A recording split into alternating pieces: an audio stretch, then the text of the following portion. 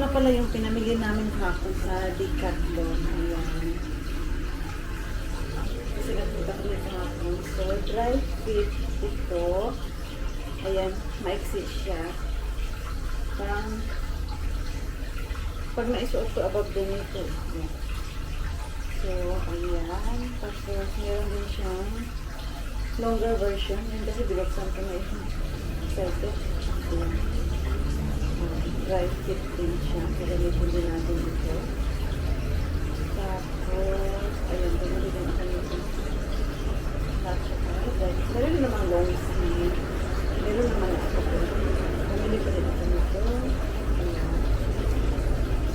Tapos, ito kasi required ka na waterproof shoe. So, sakay ko ng bangka. Nababasa ito sa either slipper or shoe.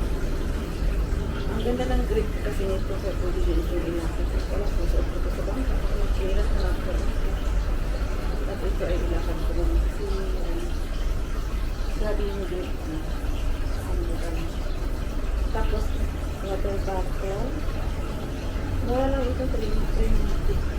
Tapos ito, media. Ayan. So, yan lang. At saka, ano, impake na ako para, mamaya na.